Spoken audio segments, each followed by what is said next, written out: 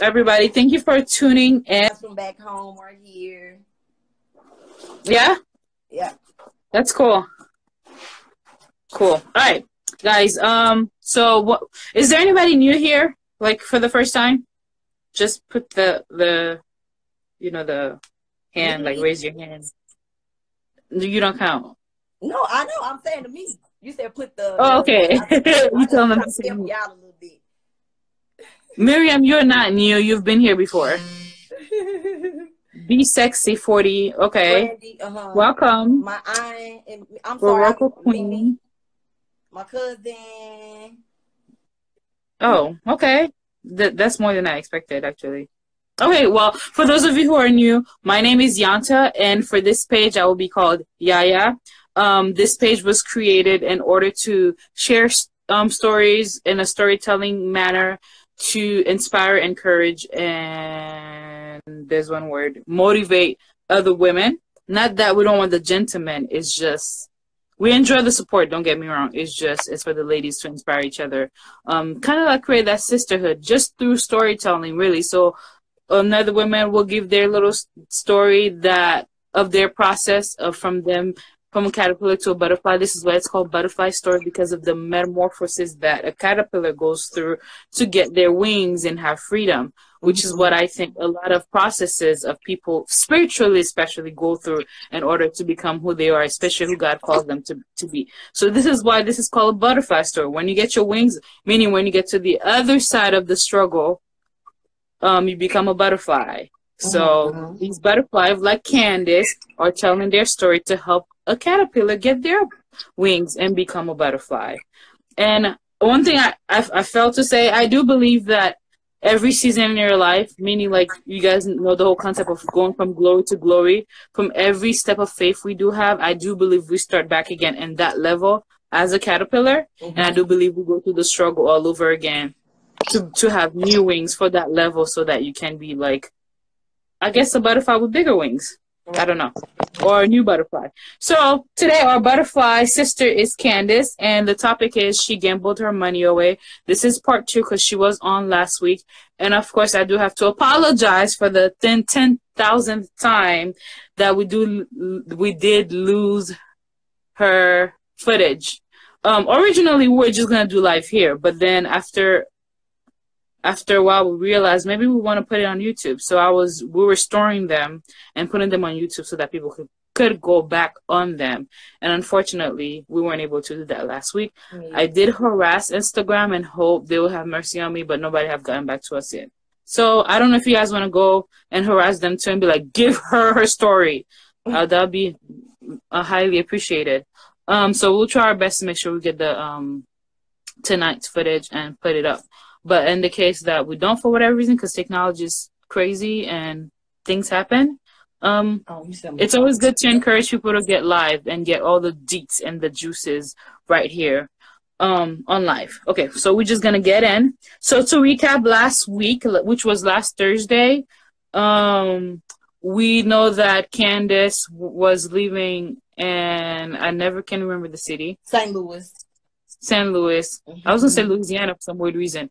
And she felt led to move to Houston. And given the fact that she was married at the time, it wasn't conducive. The word she believed she got from God was not conducive with the situation she was living in. However, unfortunate situation was created that led her to move anyways, where she moved and practically all the money that she saved up to live a better life, she gambled all away. And we left on that note and understanding the person she was then to the person she is now. Hey, Gwen! The reason why I'm excited because Gwen was a first butterfly sister that started this whole thing. So yeah, we're so grateful for her for leading the way. Yeah. So we left on the note that she gambled her money away, and there was a lot of that situation, which was the struggle part of her, that led her to realize who she was on the inside and what God was trying to do, taking away what she believed was her biggest possession. was the biggest part of her being the blank Miss. What was it? Miss Peaches. Miss Peaches. Yeah, that guy was like, I know you think you miss whatever. I can't Miss say my Peaches. accent's coming out because I'm tired. Okay, yeah, I can't say English words. My brain don't work the same. God was like, I know you think that's you all that in a bag of chips, but you're gonna learn to be my child without all of that. So I wanted to pick up from last week, the last thing you guys heard before Instagram rudely kicked me off and told me to shut up. She was saying that oftentimes she was very mean. While she looked perfect and peaches and cream to everyone else, but she has a mean demeanor. And I asked her, does she think her insecurity played a big part of that? And she said yes. So what I'm going to ask you is, can you break down what these insecurities were and how were they playing a big part of your, you know, the word I'm going to use right now is fakery, but that's not the, No, that's just for lack of a better term. in some most instances probably was very fake. So, but I be growing up, I had a very good family, you know, so it's like it wasn't anything that my family did. It was just like me being insecure about the way you should look or the things that you should have. Like when I was younger, before I moved out to a certain city, you know, clothes and looking great wasn't what we did. We didn't care about that stuff. And I was a young child, like I was only like 10 years old. And then when I finally moved to a better neighborhood, I began to see, oh wait, I can't dress like how I did or act like how I did before because these people don't do that and they laugh at stuff like that.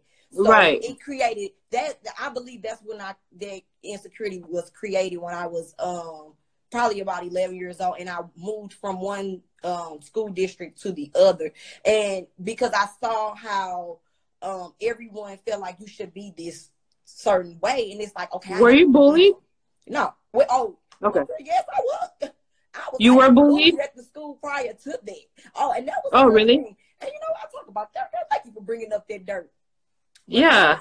I literally was bullied, y'all. And it's like, it'll be like the third grade, fourth grade.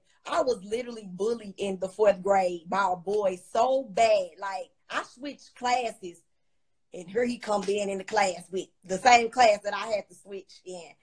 And that's what made me mean. I always said nobody will ever do that to me again. So I always have this guard up to, you can't say that to me. You can't talk to me like that because I've been there, and I felt like I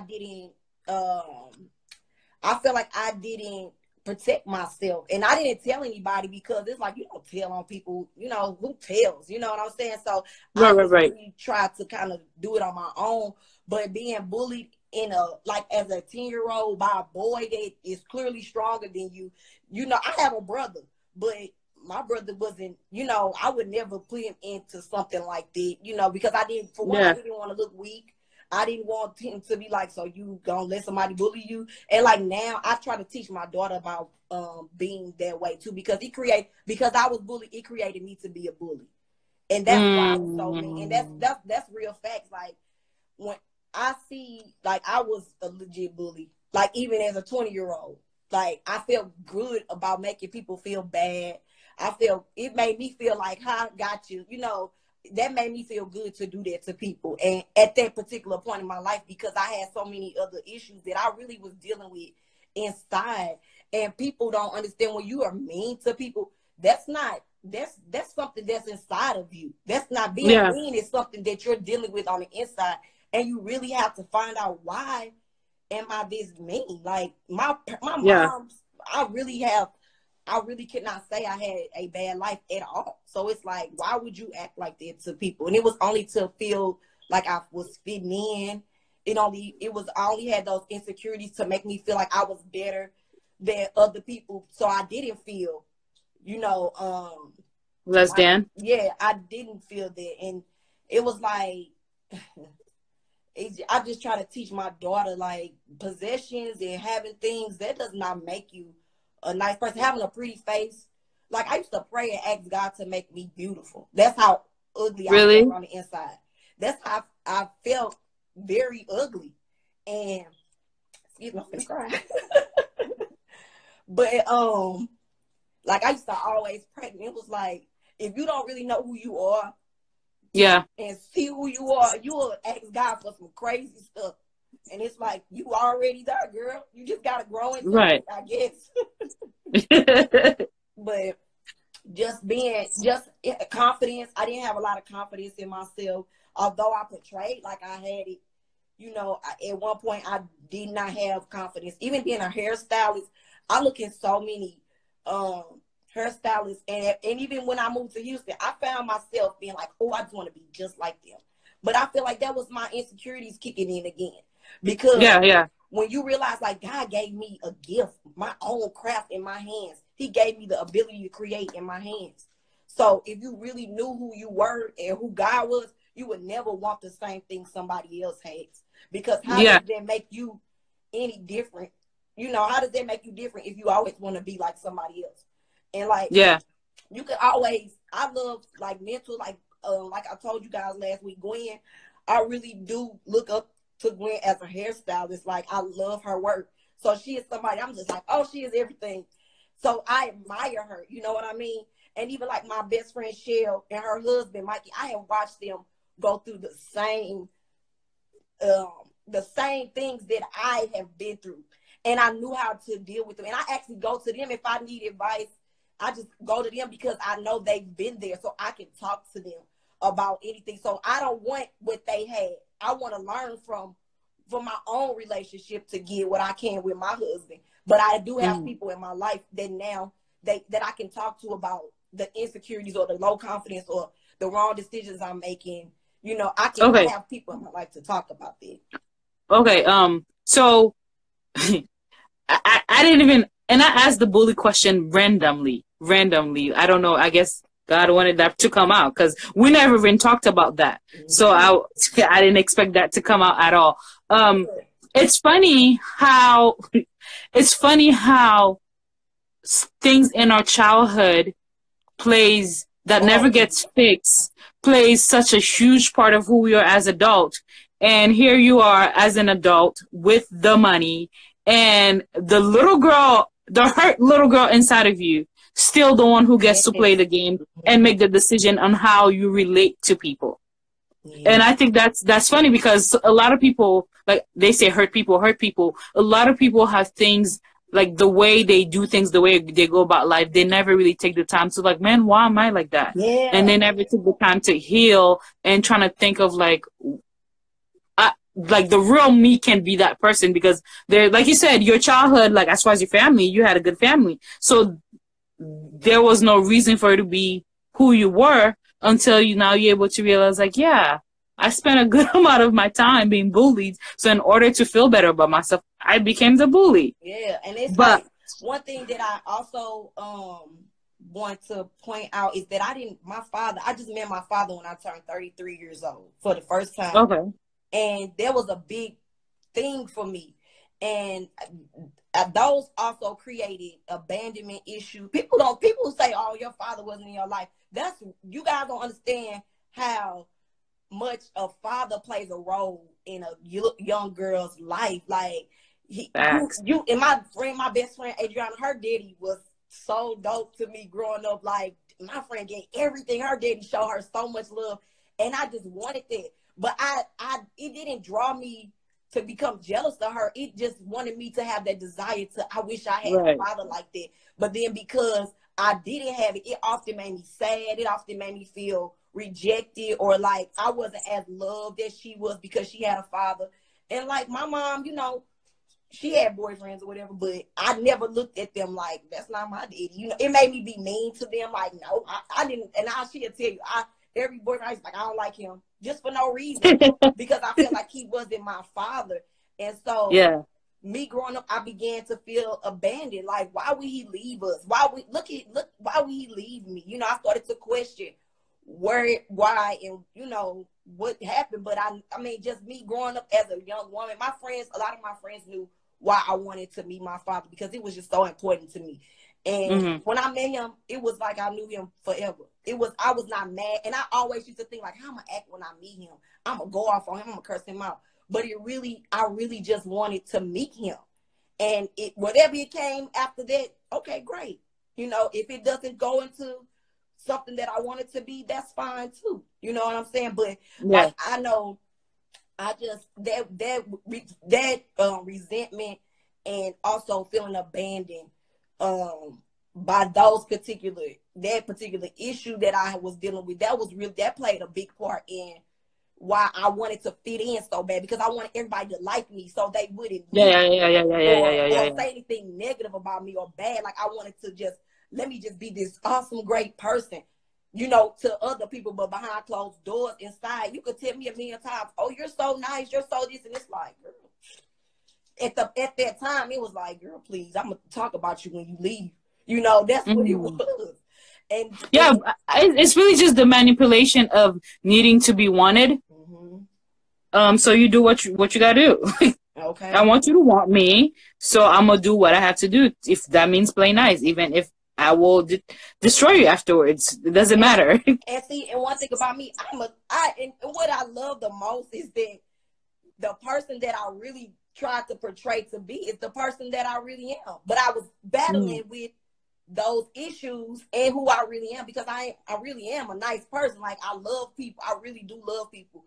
And it was like, although I love you guys, I did not know how to treat the people that I really love. And when things would come back on me, that's when I'm like, hold on, why are you talking about me? Why are you doing this? You know, that's when those issues came about. Like, well, they just doing what you doing, so why are you so mad?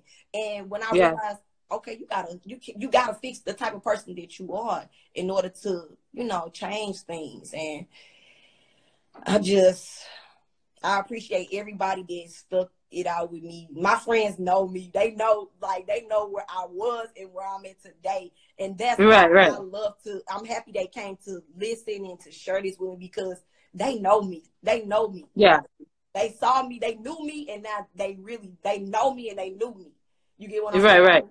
Do you think, because that's like the whole concept of daddy issues worked out a lot on the type of relationship you had? Because I remember last week you mentioned the situation that happened with your husband. That wasn't the first time that happened. So it was kind of like always a cycle of the type of issues you attracted. Do you think that had to deal with your daddy issues?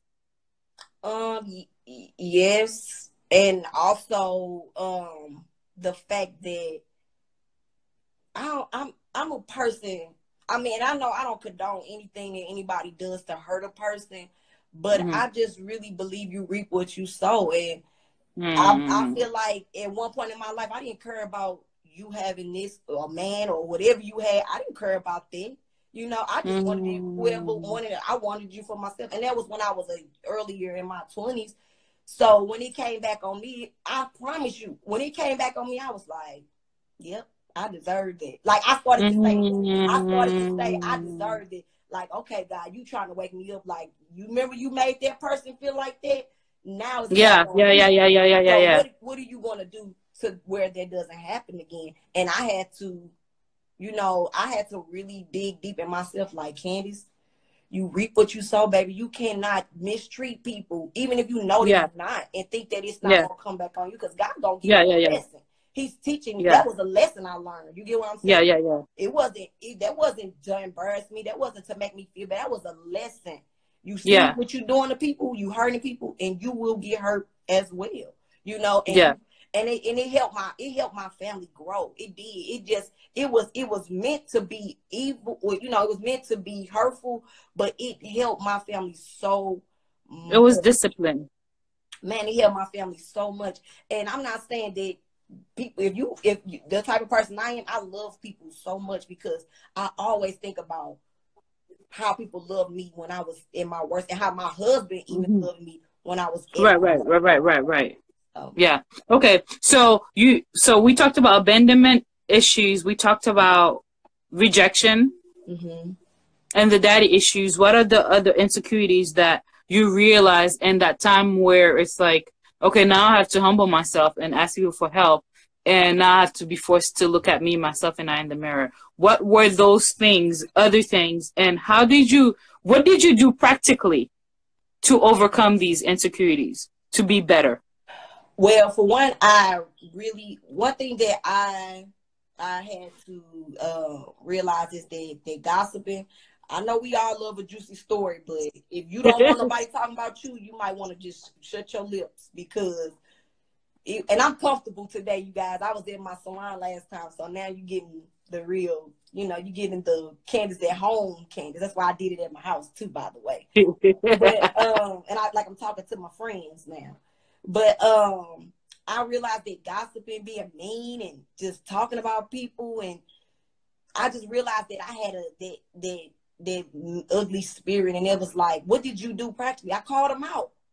I looked at myself and one thing I did, I started to notice certain things about my friends. I have 5 friends that I have had since I was literally 11, 12, and 13, and my cousin. We've all been friends since we were little kids, and we all have so many of the same traits. So I started looking at them like, ooh, I don't like that she do that. I don't like that she do. And I started picking them apart, literally. And I said, why are you doing that? And you act just like them. Everything you trying to name about these people, you doing it just the same that they, you doing the same stuff that you trying to pick somebody else apart about. So I began, I began to look at myself in the mirror. I said, Candace, this is what you're doing. This is what you need to fix. And you have to get it together in order to excel. My friends we are all elevating together. And it's like, what, girl? Like, we have a total different conversation now. They talk about the businesses, the everything. And it's like, come on, y'all. I have a better open relationship with people now. I can talk to them. And what did I do? I called it out. I was truthful with myself about who I was and how I was.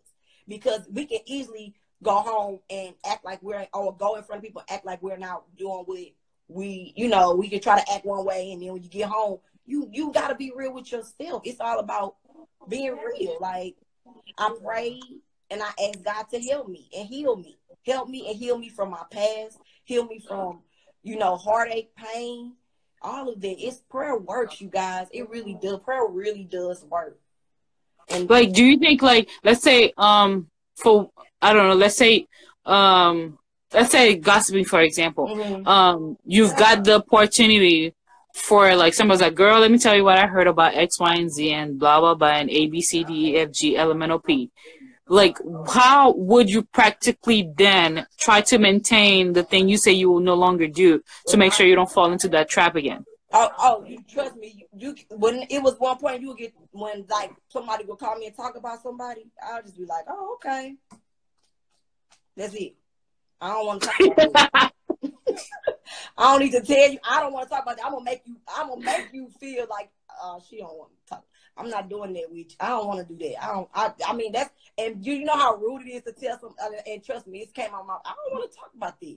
Let's talk about something else. Like I'm literally doing that. Like, come on, man, I don't want to talk about that. Let's talk about something else. Or if you send a text message about somebody, I just oh, okay, and next. I just was really not engaging in a lot of that. And it's like, and I'm not going to sit here and lie and say people do not call me and tell me stuff sometimes. And it's like, one thing about me, I want y'all to know, I am very serious and real about the transition that I have taken. So I'm not going to sit here and say, girl, no, I don't listen to any of that. I don't engage. And I just be like, that's crazy. That's all you're going to get. That's how you know I'm not listening to you when I say that's crazy too. That's crazy. That's crazy. That's all I'm gonna say. That's how you know I'm just not hearing. But one thing people know, like, if you keep on coming to somebody with something and they're not engaging it with you, you're gonna eventually be like, you're not gonna call them anymore. Yeah, she doesn't want to talk about that. Yeah. You know what I'm saying? So it's like I didn't have to really be like, I don't want to talk about that. Don't talk to me, because you can call and talk to me all day long. But when you start talking about other stuff, girl, it go in. Oh, that's crazy, girl. And I don't repeat it. That's what the thing is. When you call me a gossip, and then I'm going to repeat it to 5 other people, I'm just engaging in it just like you are. So now it's Right. that's crazy. And I'll be like, okay, Yeah, because sometimes but mm-hmm. don't mean I have to give it back to someone else. Let it stop with me. It's like any cycle. And, like generational curses, whatever the case is, let me be the one that say it stops with me. Like, and Yeah. I think that's things that, Yeah, well, she told me, and I mean, it was true. I was there. So. okay. And see, and then one thing that I prayed and I asked God to just allow certain things to stop with me. Allow me to be the example. I ask God to help Mm-hmm. me to be an example all the time. I really do. Like, so my conversations with my friends have changed. Like, they have really Right. changed. So it's people say you are who you hang around, and I believe that. I mean, everybody's not exactly the same, but you have the ability to create your own atmosphere. And that's how I Mm-hmm. be at work, in my job, everything. My clients love to come to my salon because I create the atmosphere as if Yeah. we've been friends for a long time. It's just Yeah. that you have to really create what you want in life. If you want to have a happy life, create it. Right. And it's come through communication. I promise you, if half of the people on here would just talk to somebody they may have an issue with and communicate with them, I promise you, you guys will be like, well, I didn't know that. Oh, I didn't think about it like that. Mm-hmm. But you have to Mm-hmm. know who Mm-hmm. to do that with.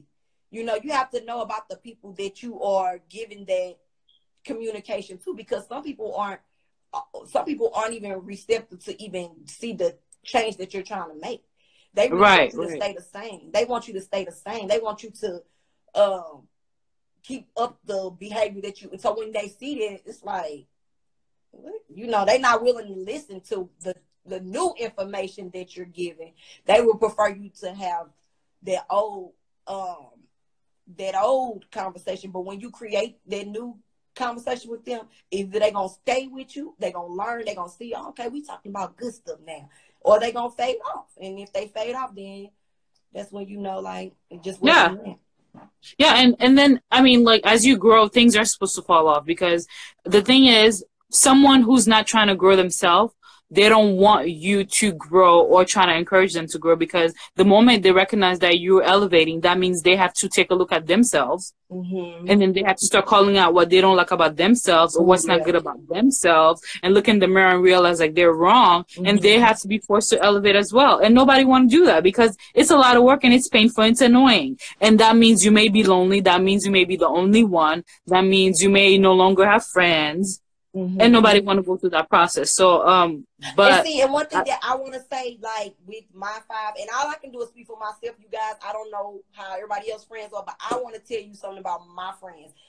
It literally felt like we all separated. Although it was 3 of us here and 2 of us back home, it felt like we all became very, we kind of just stayed to ourselves for a while. And it was like, it wasn't the, hey, everybody, let's get in the group chat and talk in video chat. It was like, yeah, I want to be by myself, and I'm going to stay over here. You're going to stay over there. We communicated with each other, but we really all just kind of separated from the group. And it was like, it took me to, I prayed. I'm going to tell you, I had prayed for New Year's, and I asked God, and I said, Lord, whoever's meant to be in my life. And I was actually into it with my cousin and one of my friends. And I just asked God, I said, whoever's meant to be in my life, please allow them to, allow me to see that. And my friend, Ashley, I'm going to call her out Ashley, she called me. She texted me like later on that night when I prayed that. And she sent me like, I don't know what's going on between us. And it was like, oh, it was such a relief. Like, what? She called me. I couldn't believe it, because she really had to humble herself to do that. And then me and my cousin, we made up like a month later. But when we talked about it, how angry we were with each other, the conversation when we made up was so funny. But when we talked about the situation, it was so funny, because we were no longer in that angry space anymore. I feel like he separated us to bring us back together way better than what we were. And like restoration. And people was like, you talk. I was so happy, like, yeah, I talk back to Gabby, and it was like, oh, okay, like I'm like, we cool now, y'all. Like it was funny, like it really was funny. I had nothing like, so it just shows you. Sometimes you have to remove yourself and to see, you know, take your time to evaluate who you are and what you're doing in order to be the proper person to other people, you know, to someone else. So yeah. But that just shows the growth in us both, that we could laugh at something that we were really angry of. It was childish too. Me and my friends are a little childish sometimes. That's why we It's because you guys known each other for so long, and sometimes you forget that we grew up. Like, yeah, we're we not like 13 anymore. 34, but So yeah, no, you get us together, yeah. you will never know it. Okay, so the next question I wanted to ask, which I think you did answer, but what doors did that open for you? The process open for you, and I'm assuming for his better relationship. Yes, and it was a better relationship with the people that I love the most. Like it just opened up that communication with us all. Like, and my friend Camille, she knows, like, that's the one person that I really started to talk to and like let her know this is what I'm feeling, this is how I'm feeling. And we used to have these conversations, and they would be hours. Like, we would just talk. And that's when I knew, okay, this is something that I need to do with everyone. Because I felt just so relieved after talking to her. My friend Sabrina is laughing. She's a little childish too, guys. Don't mind her. No. But no, like, for real, it just really helped me to be honest. Also be honest. Because if somebody does something to offend you or make you upset, just be honest. It opened up honesty. It opened up integrity, just having integrity when it comes to everybody that is important enough for you to have those relationships with. Because you can't give all of this to everybody. You can't. You know what I'm saying? So You'll be exhausted. I read a post earlier. You said what it said. It said friends can break your hearts too, and I don't think people understand that your friendship, especially for us women, is as important. People as being in a relationship, a romantic relationship, and it sucks when you've been friends with someone for so long that you care about them, and for you to have to break up, it breaks your heart just like any other. And sometimes, for me, not to say if not worse, because these are the people you run to all the time, and to no longer have that support system, it's heartbreaking. And so I'm just glad for you that, you know, God is like, yeah, I'm going to elevate you, but I'm also going to use you to help elevate your friends as well. And it's going to feel like you guys are being separate. And I think that's the theme for you. It looks like separation, but it's really just a cocoon season for better relationship. On the other side, if you keep pressing on. And I love that about your story. Yeah. All right. So for last time we knew that there was a separation. We know what the separation with your friends, how that happened. So how was the reconnection with your husband? I remember. See, this is my favorite part. This is something that I love to tell. I couldn't wait to tell this part. I remember you telling me you went home one day for Christmas, and he was just not doing well. Yeah, that was actually when I first saw him for the first time, and so start from there and how you guys reconciled too. Okay. He just I was actually going home for, you remember I was saying I was going back home like every month, and every time I went he would be there, and if I needed rides, he was just, you know, just trying to be there, be around and stuff like that. But the first time I saw him, he just looked really sad. And that broke my heart, because it's like, oh my God, like, come on. Like, and me, I'm a softie. I'm such a gangster teddy bear, you guys. It's like, I can be like, yeah, I'm hard, but I really will cry if you start crying, you know? And so when I saw him, I was like, oh no, like, okay, that's when I really started to kind of soften up for him. But I would never forget, we went to Red Lobster for Christmas. And I said, all right, we got to have this talk. I said, okay, please be honest with me, and I will be as honest with you as I can. And we had the best talk, you guys. And it just, when he opened up to me and he told me about what happened, about things that he needed from me, it was just it was a powerful conversation. And when he was honest with me, that's when I let my guard down with my husband. That's when I said, you know what? I love this man. I'm making this will work. This is going to work because I trust you. It was like in that instant, I just said, I trust him. Everything I thank you, God, for allowing him to tell me the truth. And that's what something I did with trust. as well. You know, just dealing with different situations growing up. Right, But right. I just said I trust him, and I believe that we can make this work. And so when my husband, he was started coming down to Houston every month, and it was situations. Some people would call and say, well, he did this, he doing this, and it's like, okay. Like, I no longer was in that space to even engage in the negativity. And like my husband, it was like I really started to trust and look at him, and it's like he was like, no, this is not what's happening. No, that's not true. And it was like, okay, I'm with you. I'm riding with you now. So my husband, and I would never forget my aunt. I called him one day and I was like, when are you coming down here? Because I kept telling him to move in, because I did live with my cousin. Me and my cousin lived together. And we both was like, come on, you can live with us. But mind you, I was already sharing a bed with my daughter. And we was only 2 bedrooms. So he was like, I'm not coming down there to live with y'all two. You know what I'm saying? He's like, I'll just keep visiting like I'm doing. And so the trips would get better and better when he came. So I'm like, well, why don't you move in here yet? Come on, you need to move here. Come on. And then I never forget, it was like in July sometime. My aunt, I was texting like, I don't want to be with you no more. You don't want to come down here. How could you just leave us? How could you leave your family? Like, I really was going in on him. But my auntie Tangi, she called me and she said, look, y'all need to get it together. And she really talked to us that day. And she just talked to us from a husband and wife, not a nephew and niece standpoint, but it was a husband and wife. Like, listen, get it together, both of y'all. Like, she was literally talking to both of us. She wasn't just getting on him. She was like, y'all gotta stop doing this. And we had a long talk, and I will never forget. I got a knock on my door the next day, and my husband drove down to Houston with all his stuff, with his clothes. What? Yep. He drove to Houston that night. He drove down here, and he said, I'm home. How long is the drive? 13 hours. He drove with someone. Yep. What? So, okay, so you were living with your cousin. So, like, did he come move with you and your cousin? I'm sorry. By this time, we had a new place. Because, yeah, we moved separately. But he was to come down. He was planning to move here anyway. But it was like, oh, I'm coming next week. I'm coming next week. And it's like, listen, I'll take care of this on my own. I don't need you. And I started talking stuff like I do.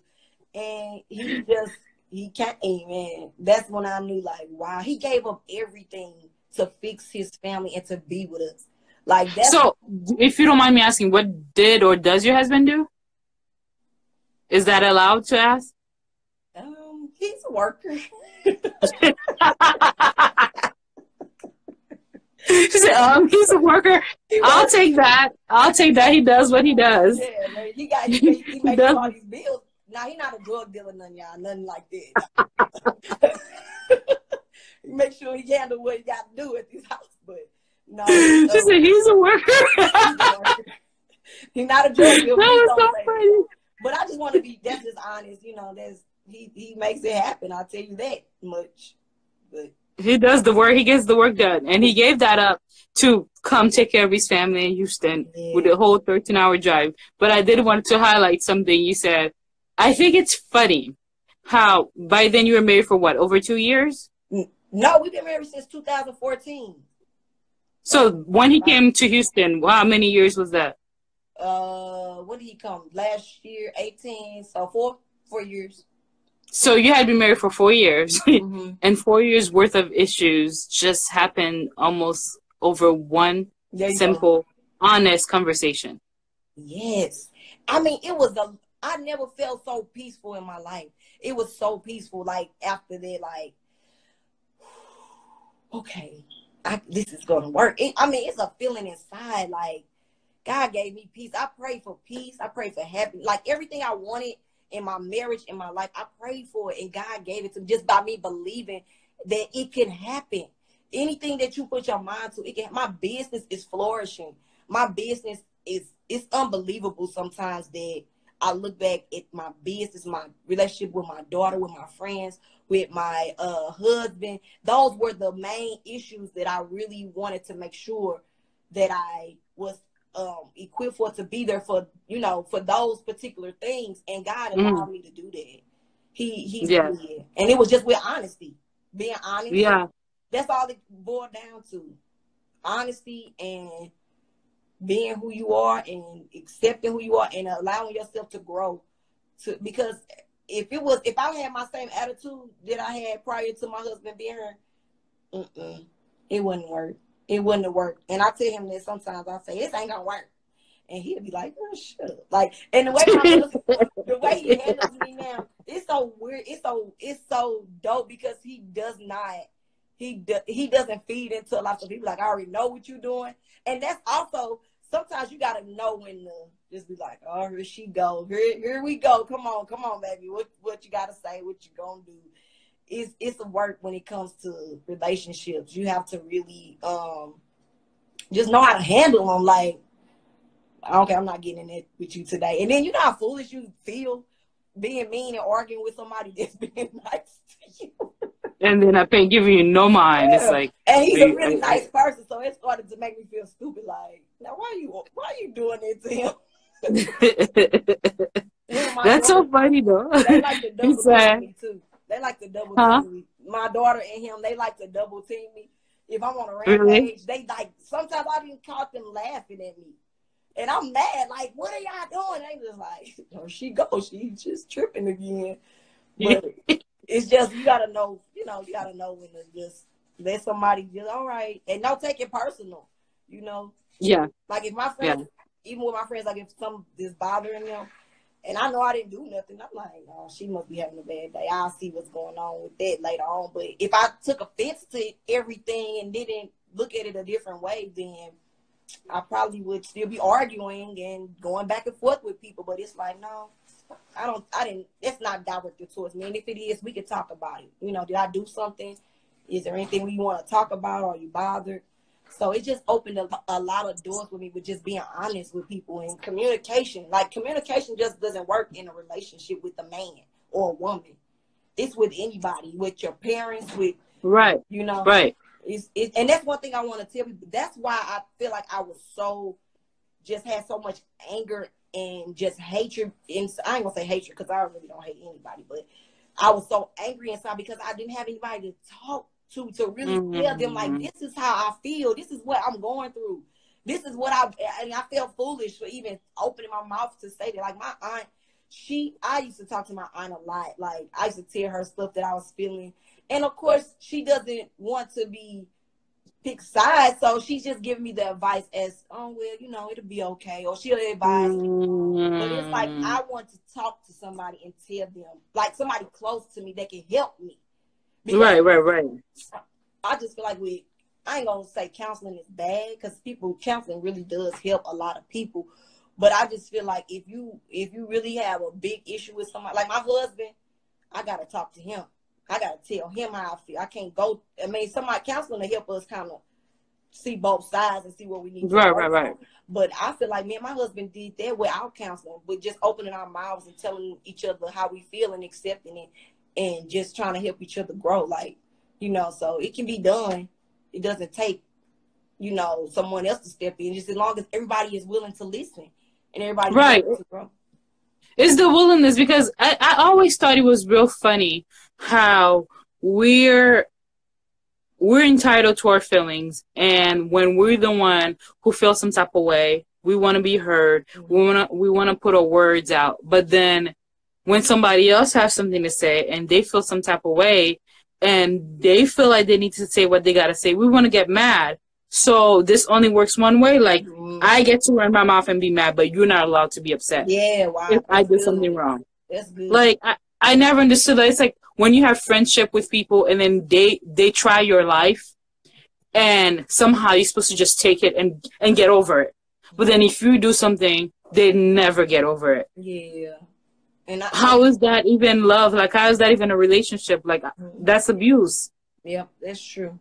And that's why I realize, like, and if someone like me, if someone is not willing to listen to, if they offend me, or if I say, hey, and I love the fact that me creating the friendship that I had with my friend Camille, I really appreciate us getting that raw friendship, because it helped me to be there for everybody else. It helped me to be honest and let everybody know, like, I don't like you doing that. Why you being mean to me? Or before, I would just go talk to somebody else, like, yeah, she being mean. I don't know what's wrong with her, you know. And it's like, now I can go directly to whoever I'm having a problem with or issue and just say, okay, look, you know, it's something bothering you. I'm more open to ask people, is everything okay? You know, did I do something? You know, and people say, you know, you should never ask somebody, did you do something? But you never know. You never know what people. You really just don't know. Yeah, so it's just that I just want people to know, like, be real with yourself. If you really want certain things out of this life, if you really want to excel and elevate to another level, be real with who you are and try to work, not what nobody else say you are. Because to be honest, yeah, you can kind of get a little bit of things that you're doing wrong from other people, but you really don't have to.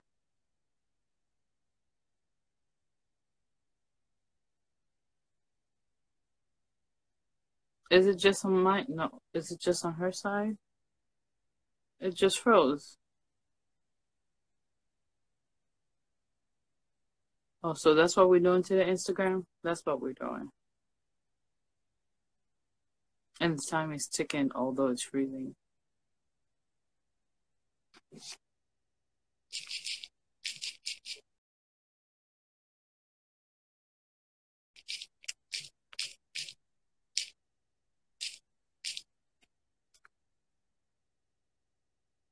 Did it kick her out? That thing just kicked her out. Are you serious? Oh, Instagram playing games. Can you guys hear me?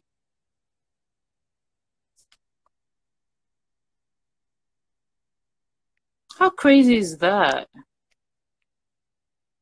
Yes. Yes to both sides being frozen?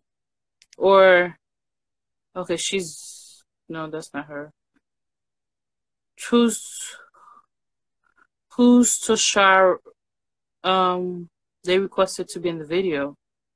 Toshari, I don't know why I try to pronounce people's names, man. I hope she gets back on. Is that her husband? Candace? Are you on somebody else's thing? Did your phone die?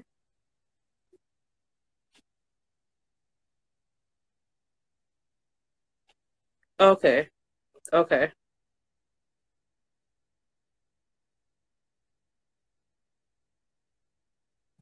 Okay. I just accepted it. It's waiting for you to, I guess, come in. The devil thought he had me. He sure did, honey. I'm telling you. Y'all think I'm joking when I'm telling you I feel like I've been attacked. Like, the devil is alive. So did your phone die? No, actually, my phone was sitting on the box with my ring light, and it overheated, and the phone just cut off. I was like, "What? Oh, the devil's live like Sherry." Look, I'm telling you, I don't know what kind of testimony you hold with this story, but from the time you shared it, it's just been weird. Okay, I'm just letting y'all know that it's just been weird. Hey, sorry guys, I am on my daughter's live, so a lot of her friends are going to be commenting on here. Sorry guys. Hey guys.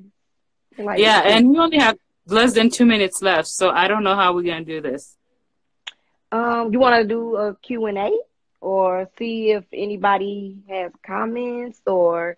I did have one last question. You did like little bit touch on it, but I want, like, as far as your clientele now, given the fact that all this transpired and you moved here and you went through all this hell, but God restored many, but there's still a big side of the story. Like, you did give up everything you had. I did. Including your clientele. I did. So what I'm going to try to tell this story real quick. When I first moved to Houston, I moved with my truck and my best friend truck. Everything that could fit in there, we just used. I said I would get new furniture. I didn't want anything I had. And I literally slept on the floor for 2 weeks. Me and my cousin slept on the floor. And we could not be more. I never knew I would be so happy to sleep on the floor. but we did. We slept on the floor. We were just so happy just to be out of St. Louis. And I was at a point where I had no clients. Like I would have 0 clients, and I would go to one, go back, you know, back and forth. And the salon I worked in wound up closing. And the salon in Houston? One of the salons. When I first got here, I was working in a salon. And it was a booth rental salon. And I kind of wanted to go somewhere else and do something with a different you know, salon. I was just kind of over where I was at. I didn't feel like it was my speed. I don't want to sound like that, but I like high fashion. Like me, I got these big dreams and stars and it wasn't your style. Yeah. And so I actually have my own salon now. It's a salon suite, but if you look it up on Google, it's me, baby. It's me and my business partner, excuse me. It's just not mine. I do have one of the girls that worked with me at the previous salon. We did it together, and it's called the Journey Salon. And when I tell you, I love the name. And that it was so crazy how we came up with. I mean, like both of the ideas just really meshed together. It was really nice. But that story alone is just like, wow. Both of our clientele are doing very, very good. Like I meet so many women that's just so like, oh girl, what? And so many connections being made. And I just want people to know, like, if you have a business, it's not gonna be easy. It's gonna be very hard to build it up. But if you build it on the guidelines and the standards that you want your business to be on, you will make it. And you just keep going. Even when you have bad weeks or slow weeks. I never say I have a slow week. I never say that. I don't care if I had one client, that wasn't coming out of my mouth, because what you say out of your mouth, you basically are claiming that's what's going on. Right. So I try I don't complain. I just be like, Lord, I trust you. When I didn't know how stuff was going to get paid, I trust you. It has taught me to be disciplined in my spending. I'm mindful of what I spend my money on or how I spend it. And it's like, I'm still learning, all right, Candice, you got to chill with that. I love to go out to eat. That's my biggest thing. I love to go out to eat. But sometimes I just be like, yep, can't go out to eat today, Candice. You got to keep, stick to the plan. And if you really want something bad enough, trust me, you'll give up all of those habits. So I want people to also just believe in yourself, believe in your dreams. You can do, I always tell myself, I can do all things through Christ Jesus who strengthens me.